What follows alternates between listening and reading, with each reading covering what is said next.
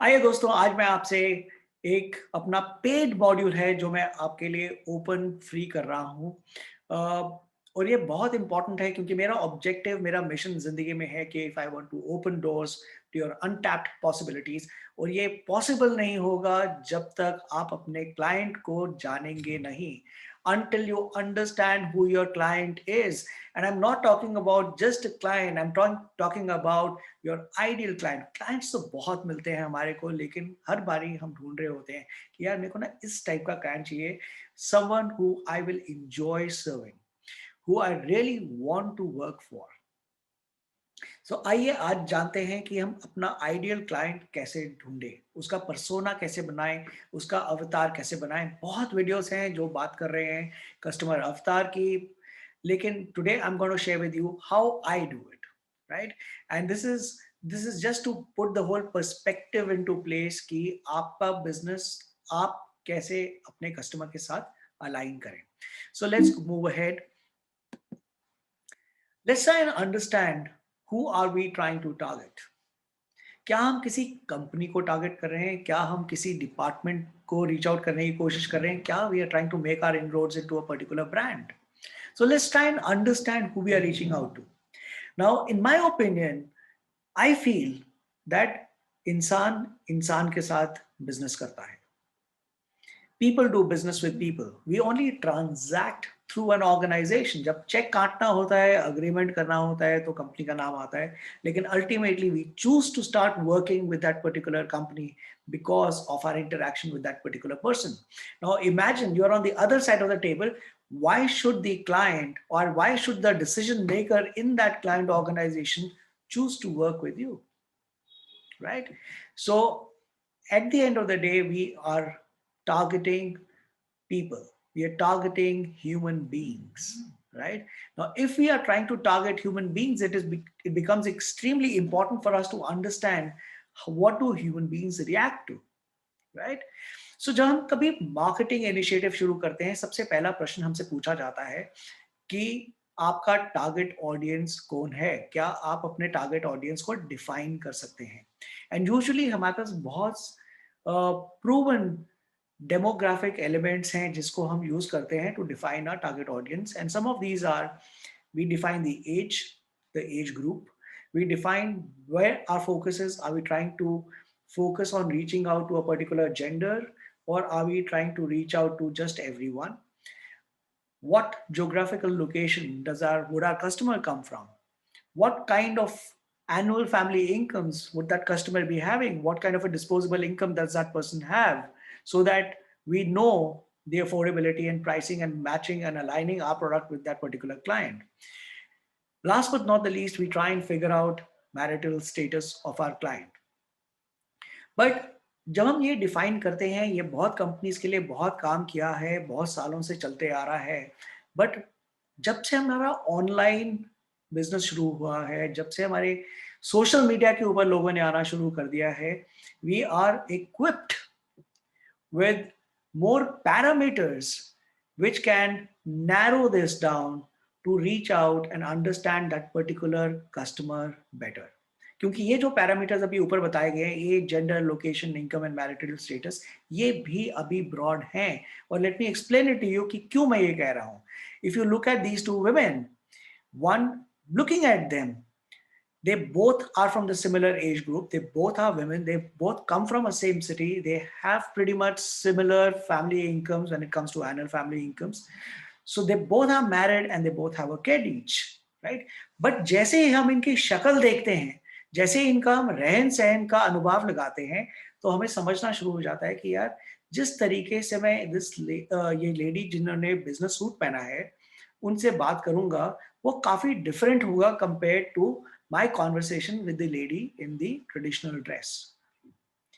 तो हम जैसे ही कस्टमर सामने आता है, तो हम उनके रहन सहन, उनके कपड़ों से, उनके बात करने के तरीके से हम उनको देख के अंदाजा लगा लेते हैं कि मेरे को अपनी कॉन्वर्सेशन इनके साथ करने के लिए कैसे मोल्ड करनी पड़ेगी, राइट? सिमिलरली एक और एग्जांपल लेते हैं। ये दो लड़के हैं, so they both are from the same age group, both are obviously male, both live in the same city, दोनों का इनकम स्टेटस भी सेम है, उनके घर वालों का, उनका फैमिली इनकम और disposable income to them is similar, right? Both are single.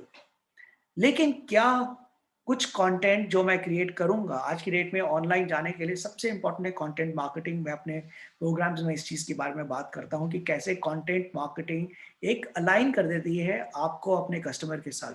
तो जब मैं कुछ कंटेंट क्रिएट करूंगा तो जो कंटेंट इस सज्जन जिन्होंने सूट पहना है इनको रेजोनेट करेगा, वो बड़ा डिफरेंट होगा compare to the kind of content which will resonate with the person in the T shirt. वो उनसे रिलेट बड़े डिफरेंट तरीके से करेंगे क्योंकि उनके जिंदगी के एस्पिरेशंस, उनके चैलेंजेस बहुत बहुत अलग हैं। आगे बढ़ते हैं। नाउ जब हम बात कर रहे हैं कि उनके चैलेंजेस अलग हैं, तो एज अ रिजल्ट अगर हम अपने क्लाइंट को ह्यूमन मानते हैं तो ह्यूमन बीइंग किस चीज से कनेक्ट करता है? ह्यूमन बीइंग हमेशा अपनी इमोशन से कनेक्ट करता है। वो आपके प्रोडक्ट से कनेक्ट नहीं करता है। He is responding to a purchase decision because of an inherent emotion in him. वो आपके प्रोडक्ट और सर्विस को खरीद रहा है बिकॉज ऑफ उसके अंदर क्या चल रहा है, उसकी क्या इमोशनल नीड ट्रिगर हुई है, या उसकी कौन सी इमोशनल नीड को हम सर्व कर रहे हैं। सो that is what helps that person choose you over anyone else, क्योंकि आपका प्रोडक्ट तो सेम है या सिमिलर है जो आपका कंपेटिटर दे रहा है, और आपका प्रोडक्ट जो नीड सर्व कर रहा है वही तो आपका कंपेटिटर का प्रोडक्ट भी सर्व कर रहा है। तो आपका प्रोडक्ट क्यों खरीदे? वो सिर्फ प्राइस पे compete करेंगे तो प्राइस तो कंपटीशन भी आगे पीछे कर लेगा, पैकेजिंग भी वो अच्छी बना लेगा, वो भी आपको, वो भी अपना कंपटीशन एनालिसिस कर रहा है, वो भी आपको स्टडी कर रहा है, राइट? इमोशंस पे खेल रहा है। आगे बढ़ते हैं। लेट्स ट्राई एंड अंडरस्टैंड हमारा ऑब्जेक्टिव क्या है। हमारा ऑब्जेक्टिव है ऑडियंस क्रिएट करना, ऑडियंस को अट्रैक्ट करना। ना अगर हमने ऑडियंस को अट्रैक्ट करना है तो ऑडियंस तो ह्यूमन बीइंग्स हैं, राइट? और ह्यूमन बीइंग्स हमने देखा है कि वो कनेक्ट करते हैं अपनी इमोशन से। तो क्या ये गलत होगा मानना कि हमारा ऑब्जेक्टिव अलाइन करना चाहिए उस इमोशन से क्लाइंट के? Wouldn't it be fair to believe that our objective needs to be aligned with the emotions of our customers, of our potential customers? Now, let us also understand that our customer is a human being, so are we. So, like us, our customer also has his, her, or her own purposes in life. They have their own challenges that they're dealing with. They have their own underlying fears that are defining what and how they act. They also have their own aspirations. They also have their own expectations. Now, these are the things that we need to understand, that what are the emotional connects with that audience. Now, I'd like you to do something. मैं आपसे चाहूंगा कि आप in fact इस video को pause करके ये शायद 1 मिनट के लिए आपको करना पड़े, आपको करना चाहिए, मैं इंकरेज करूंगा कि आप करिए। मैं चाहूंगा कि आप अपना आंखें बंद करके सामने कस्टमर की छवि देखें। Close your eyes and look at a customer standing there in front of you. और वो आपके पोटेंशियल क्लाइंट के किरदार में है। He is he's a human being but in the character of your potential client. तो आपके सामने एक इंसान खड़ा है जो आपका पोटेंशियल क्लाइंट है। उस क्लाइंट के को आप देखिए, पहचानिए, वो कैसे दिखते हैं, कैसे कपड़े पहने हैं, किस टाइप के जूते पहने हैं, क्या उन्होंने लैपटॉप कैरी कर रहे हैं, क्या वो उनके हाथ में मोबाइल है, अगर मोबाइल है तो क्या आईफोन का लेटेस्ट मॉडल है या वो फीचर फोन यूज कर रहे हैं। सो मेक अ जजमेंट और assumption about what kind of a person, what is he connecting with. Now, let me share with you how I do my customer persona. I obviously begin with the basics. I talk about where does this person stay. मेरे को क्या लगता है, क्या वो दिल्ली में रहता है, गुड़गांव में रहता है, मुंबई में रहता है. मैं दिल्ली का एग्जांपल लेता हूँ. अगर दिल्ली में रहता है तो क्या वो डब्ल्यू ब्लॉक जीके में रहता है, तिलक नगर में रहता है, चांदनी चौक में रहता है. तो ऐसा नहीं है कि उनके पास पैसे नहीं है, तीनों के पास पैसे हैं, उतना ही पैसा है, लेकिन उनका लाइफस्टाइल डिफरेंट है, उनका लाइफस्टाइल इन्फ्लुएंस डिफरेंट है, उनकी प्रेफरेंसेस डिफरेंट है. राइट? क्या वो मैरिड है, सिंगल है, क्या वो लिव इन रिलेशनशिप में है, क्या वो डेट कर रहा है अभी किसी को. क्योंकि लिव इन रिलेशनशिप वालों का एक परसेप्शन अलग होता है, उनका आउटलुक टू लाइफ डिफरेंट होता है, उनके फियर्स, उनके चैलेंजेस अलग होते हैं. मैरिड लोगों के अपने चैलेंजेस होते हैं, उनके प्रेफरेंसेस, उनकी प्रायोरिटीज डिफरेंट होती हैं. लेवल ऑफ एजुकेशन, क्या वो पढ़े लिखे हैं, क्या वो पोस्ट ग्रेजुएट हैं, या क्या वो स्टूडेंट हैं अभी. वो अगर पढ़े लिखे हैं तो क्या वो एम्प्लॉयड हैं या अनएम्प्लॉयड हैं. क्या वो एम्प्लॉयड हैं तो क्या वो मल्टीनेशनल में काम करते हैं या नौकरी ढूंढ रहे हैं या कोई स्टार्टअप करने की इच्छा रखते हैं. उनका एनुअल इनकम क्या है, उनके फैमिली इनकम क्या है. The person may not be earning, but he has so much of disposable income available to him because of his family. So अगर हम उसको सिर्फ अनएम्प्लॉयड में डाल देंगे तो हम ये अज्यूम कर लेंगे कि उसकी इनकम नहीं है. बट क्या अगर एक फैमिली से बिलोंग करते हैं जहाँ पे इनकम लेवल्स, फैमिली इनकम बहुत सारी है, तो उनके पास डिस्पोजेबल इनकम होगी. वो फोन लेटेस्ट आईफोन का मॉडल लेते हैं. राइट? बट ये चीजें हमने कर ली again with the traditional way of characterising the demographics of a potential client. Now, what I do is I go a step further, which is what I'm going to show in the next slide. I start focusing on the preferences and the life of this person standing in front of me when I close my eyes. I try and understand the challenges that this person could be facing. उनके क्या challenges हो सकते हैं, वो किस type के pressure से deal कर रहे हैं, उनकी इच्छाएं क्या हैं, उनके गोल्स क्या हैं, उनकी एस्पिरेशंस क्या हैं, उनकी एक्सपेक्टेशन क्या है.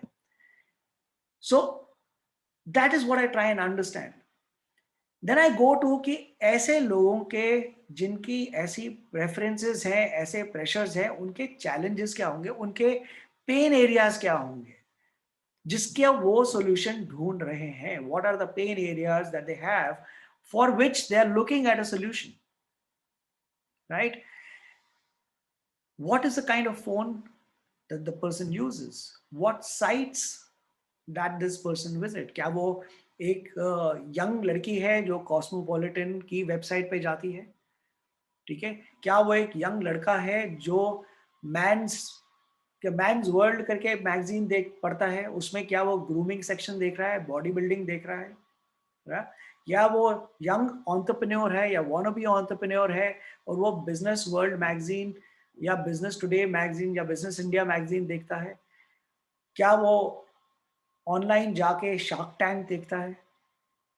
सो किस साइट पे जा रहा है, किस टाइप का कंटेंट देख रहा है, कौन से प्लेटफॉर्म पे है, क्या वो यूट्यूब पे जाके कंटेंट ढूंढता है, क्या वो मोटिवेशनल वीडियोस यूट्यूब पे ढूंढ रहा है, क्या वो टेडेक्स जा रहा है देखने के लिए. सो we understand that person beyond his age, location, gender. Right? We know that person or we try to know that person at a very humane level. हम उस इंसान को जानते हैं, हम उसके एज ग्रुप, जेंडर के ऊपर नहीं रुक जाते. राइट? सो जब हम ये जान लेंगे तो would you not be able to target or understand that what are the interests of this person. उसके क्या इंटरेस्ट हैं जिसकी वजह से मैं उसके साथ एक कॉन्वर्सेशन छेड़ सकता हूँ. क्योंकि आजकल के ज़माने में जब हम ऑनलाइन का ज़माना है, सोशल मीडिया का ज़माना है, आप 24 घंटे बेच नहीं सकते. पहले तो आपको अपनी विजिबिलिटी और क्रेडिबिलिटी इंश्योर करनी है. क्रेडिबिलिटी तब बनेगी जब वो चाहता है ये मेरे जैसा इंसान है, ये जो बोल रहा है it make sense. Right? So this is exactly what I do. let me showcase an example to you. हम अज्यूम कर रहे हैं कि एक वुमन इन्फ्लुएंसर है.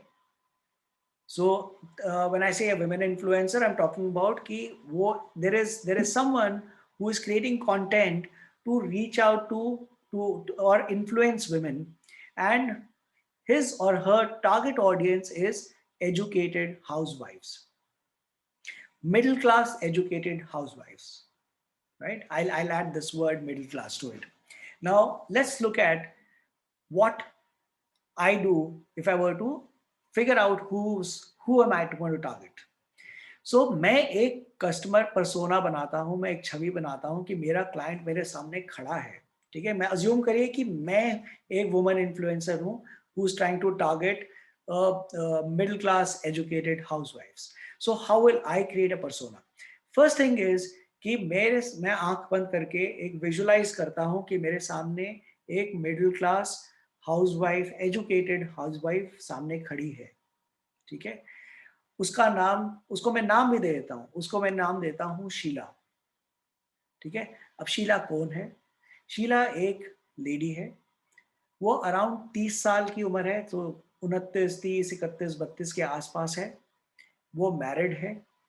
She is someone who is migrated from tier 2. वो एक टीयर 2 सिटी से शादी होके माइग्रेट होके दिल्ली आई हैं. दिल्ली में आउटस्कर्ट्स में नोएडा में रहती हैं in a rented accommodation with her husband and her kids.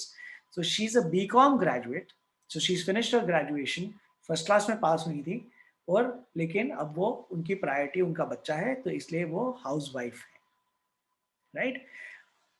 तो हमने एक किरदार बना लिया जिसको हम विजुलाइज कर सकते हैं. इनफैक्ट अगर आप ये सुन के, ये पढ़ के आप अपनी आंखें बंद करें तो आप शीला को विजुलाइज कर सकेंगे अपनी आंखों में. राइट? बट ये तो बेसिक्स हो गए. हम आगे बढ़ते हैं. उनकी फैमिली इनकम है अबाउट 24 लाख रुपए साल की. तो टैक्स वैक्स काट के कोई अबाउट 1.5 लाख रुपए महीने का उनको, उनके हस्बैंड को मिलता है. सो ही इज कंफर्टेबल. उनकी नौकरी है, अच्छी नौकरी है, 1.5 लाख रुपए महीने का टैक्स काट के उनके हाथ में मिल जाता है. और उनके हॉबीज क्या हैं? सो शीला वॉच मूवीज बहुत देखती हैं, पसंद करती है मूवीज देखना. वो बहुत मोटिवेशनल वीडियोस देखती हैं, क्योंकि अगर वो मोटिवेशनल वीडियोस नहीं देखती तो वो मेरी क्लाइंट नहीं हो सकती है. ठीक है, तो क्योंकि मैं इन्फ्लुएंसर हूँ, विमेन इन्फ्लुएंसर हूँ. सो मेरे हिसाब से शीला जोनसी है, she is someone who watches movies, she watches motivational videos, and वो सोशल मीडिया कंजम्पशन, क्योंकि वो मोटिवेशनल वीडियोस देखती हैं तो टेडएक्स और डिफरेंट काइंड ऑफ इन्फ्लुएंसर्स के वीडियोस देखती हैं, तो शायद वो यूट्यूब पे जाती हैं. सबसे ज़्यादा टाइम वो शायद व्हाट्सएप पे निकालती होंगी. उसके बाद वो इंस्टाग्राम देखती हैं, इंस्टाग्राम में इंस्टाग्राम रील्स देखती होंगी, और जब मोटिवेशनल वीडियोस देखने हैं तो वो यूट्यूब में जाती हैं. उनकी जिंदगी के प्रेशर्स क्या होंगे? क्योंकि वो हाउसवाइफ हैं, उन्होंने नौकरी छोड़ी है बिकॉज ऑफ हर किड. उनकी प्रायोरिटी है कि मैं उनको अपने फैमिली के लिए एक अच्छा खाना बनाऊं. तो एक उनका प्रेशर जिसके साथ वो डील कर रही है, that cooking is one of the pressures. I assume that Sheila would be somebody who's waking up early in the morning, ensuring that the kids get ready to attend their classes, and उनके लिए breakfast तैयार करती हैं, अपने husband के लिए साथ में ले जाने के लिए लंच भी तैयार करती होंगी, और साथ में फिर सोचती होंगी आज रात को क्या बना के इनको खिलाना है. उसके अलावा she is worried about her kids studies. उनकी प्रायोरिटी बच्चे हैं, तभी तो उन्होंने काम नहीं कर रही हैं, वो हाउसवाइफ बनी है by choice. Right? So she is also worried about her kids studies. वो अपने बच्चे का होमवर्क कराती हैं रोज, और also part of her time she is spending on managing the part time made, जो उनको हेल्प करने के लिए घर में आती हैं, साफ सफाई, बर्तन साफ करने के लिए, जो भी काम है उसके लिए पार्ट टाइम मेड को भी मैनेज करती हैं. इनकी एस्पिरेशंस शीला की हैं कि वो एक दिन अपने मकान में रहना चाहते हैं. वो रेंटेड अकोमोडेशन में नहीं रहना चाहती है. She wants to buy her own home. So she and her husband need to buy her own home. She wishes that she wants to go for an international vacation with her family, and she is very keenly wanting to best education for her child. Right? So इसके बाद इनके pen areas क्या हो सकते हैं? अगर आप देखें, ये सीक्वेंस में चलते जा रहा है.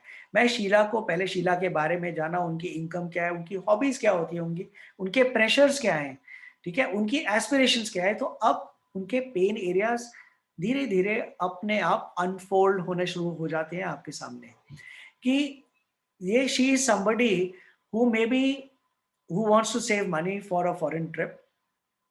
She's somebody, she needs to convince her husband to buy their own home now. They want to increase the family income. She's frustrated because she's educated but she's not working right now. By choice है, लेकिन कहीं ना कहीं वो एक frustration उनके अंदर है.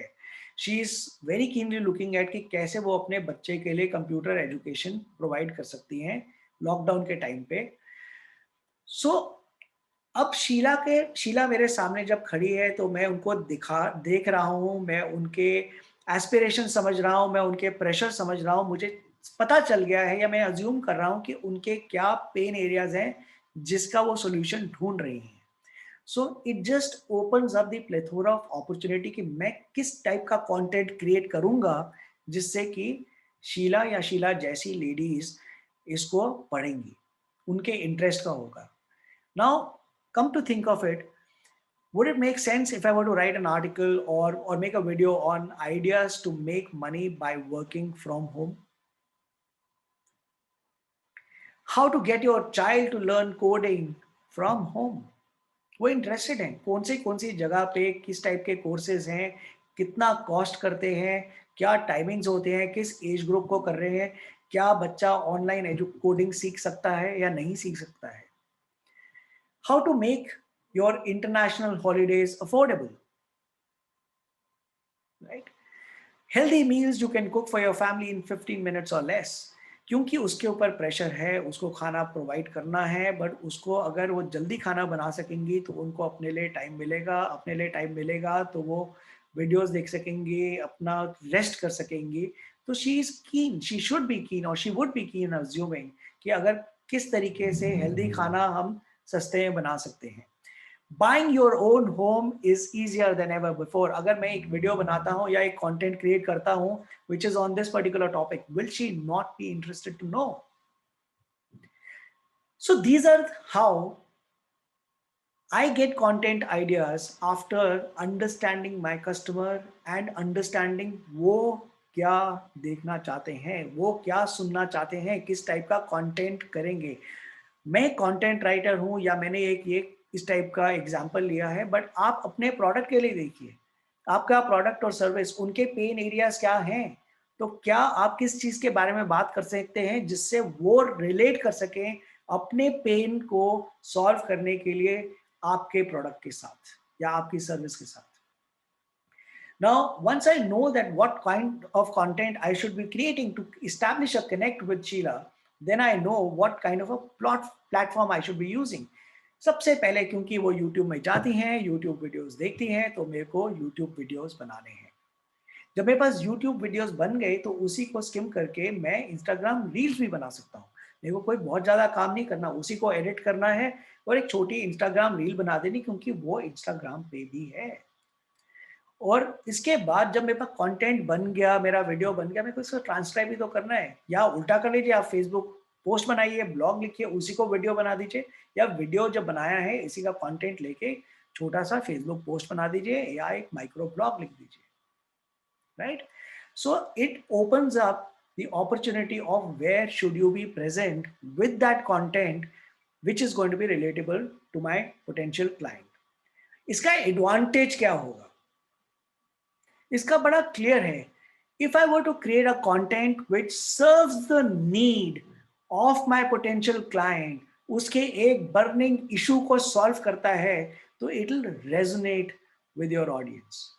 The moment you are able to resonate, or the moment your content is able to resonate with your audience, the person will be able to relate with you, and that relatability will transform into trust. Now, if it consistently is relatable and it is developing that person's trust on you, would you not in some time become an influencer in their life? And I'm not saying this is a short journey of 1 month, 2 months, 1 quarter. It takes time. But when it does, they will become fans of yours. They will trust you. उसके बाद तो फिर अगर आप trust है तो और आप जेन्युइनली उनकी हेल्प करना चाहते हैं और आपका प्रोडक्ट और आपकी सर्विस उनके अफोर्डेबिलिटी में है और उनका प्रॉब्लम सॉल्व कर रही है और वो आपको ट्रस्ट करते हैं, तो will they not by the product from you versus buying it from your competitor, right? This is how you become relatable with your audience. नहीं, ये तो मैंने एक एग्जाम्पल लिया, let's take 2 or 3 more examples. These are all people in my contact sphere, तो मैं इसलिए ये एग्जांपल्स मैं रिलेट कर सका। एक इमेज कंसल्टेंट है और उनका निश है power dressing expert for main. मैंने ये निश तीनों के लिए इसलिए लिखी है क्योंकि मैं फर्म बिलीवर हूँ कि आज की डेट में आप अपने आप को जनरलाइज नहीं कर सकते। आपको एक अपने लिए निश चूज करना बहुत इंपॉर्टेंट है। मैं अपने प्रोग्राम्स में इसके बारे में बात करता हूँ कि एक निश क्रिएट करना है, कैसे क्रिएट करना है, कैसे आपके लिए यूजफुल हो सकता है। सो एक इमेज कंसल्टेंट है, उनका निश है पावर ड्रेसिंग फॉर मेन। सो आज की डेट में जब पेंडेमिक चल रहा है, लॉकडाउन है, जब जूम सेशंस हो रहे हैं, video conferencing is the way to do business और work, will men not be able to relate with this particular topic, that colors that make you look good on screen? Why dressing well is important even while working from home? So ये एक issue है या ये pressures हैं जो एक usually working person deal कर रहा है। स्क्रीन के ऊपर मेरे को तैयार होके कैसा दिखना है, कैसे मैं अपना एक इम्पैक्ट क्रिएट कर सकता हूँ।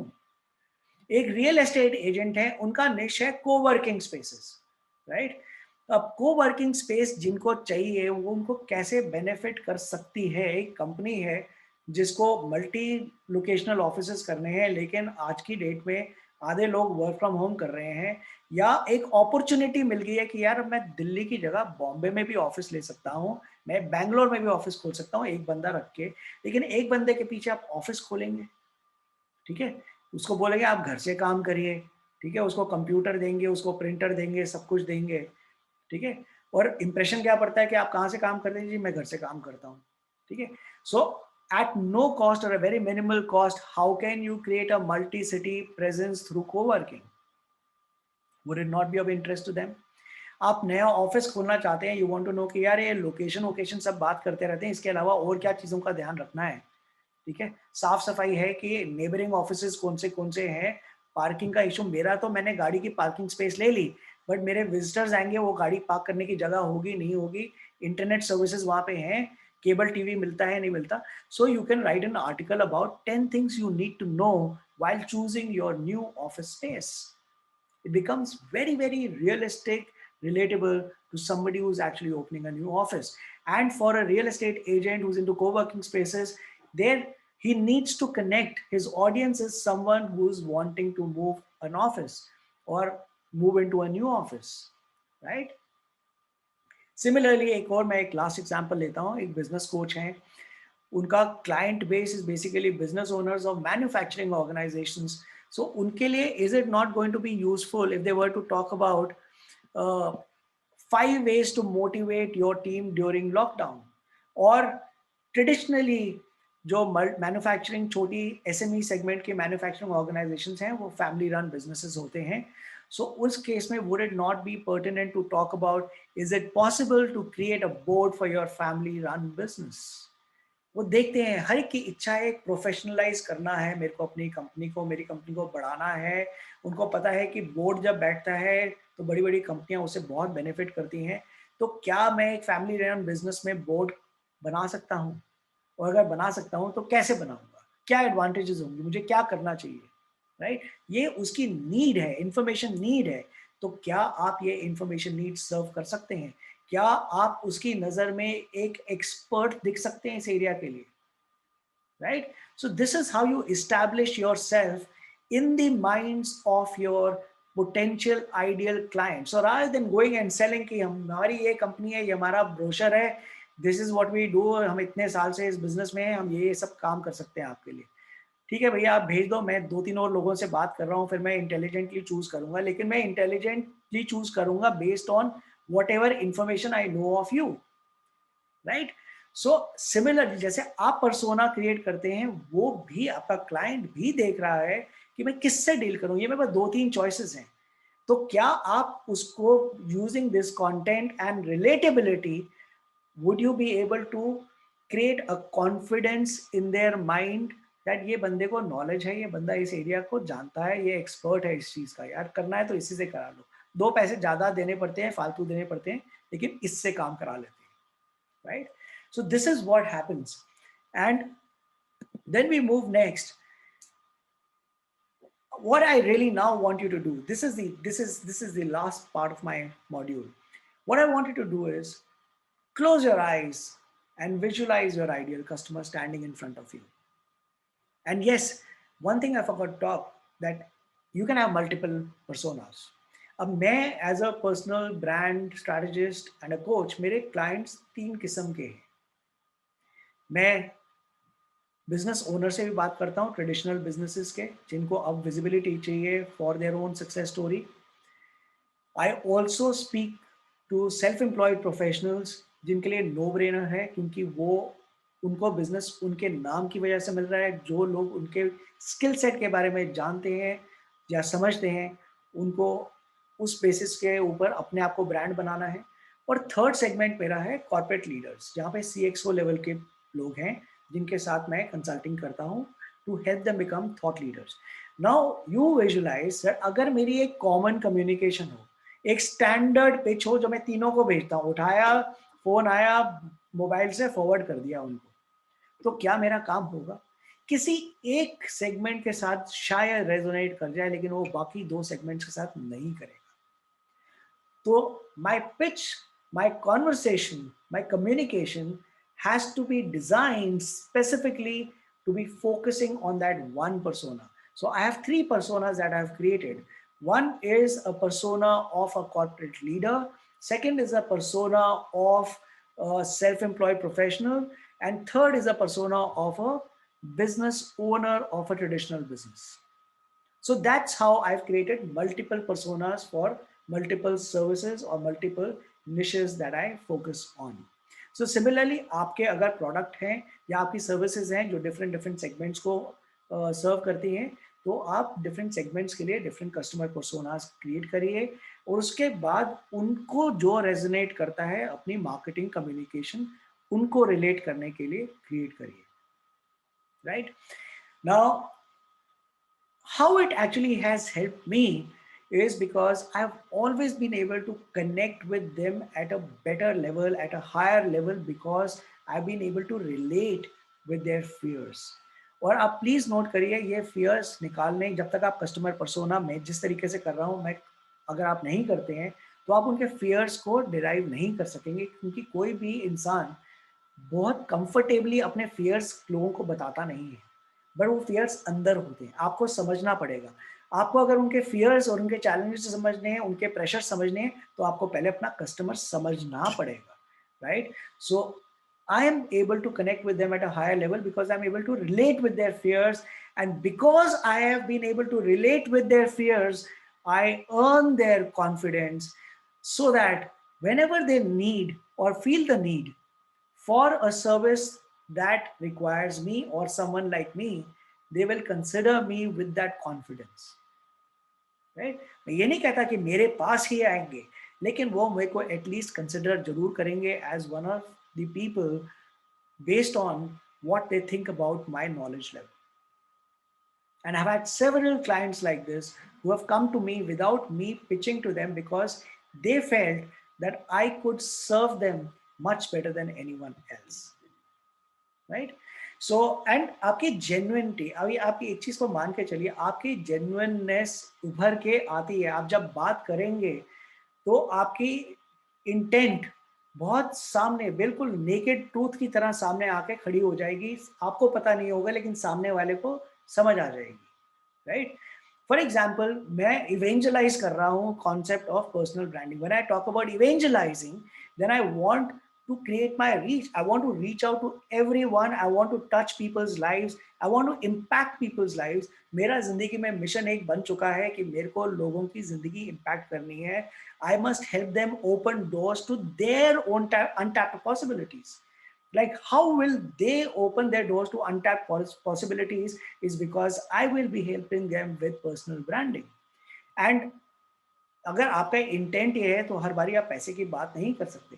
फॉर एग्जाम्पल ये कोर्स कौन सा है, this is a module which is a part of my paid programme, but I felt this is something that can help me reach out to a larger number of people and impact and touch people's lives. तो इसको उठा के मैं free में डाल रहा हूँ, मैं यूट्यूब में डाल रहा हूँ, राइट? कि अगर लोग इससे बेनिफिट कर सकते हैं तो करें।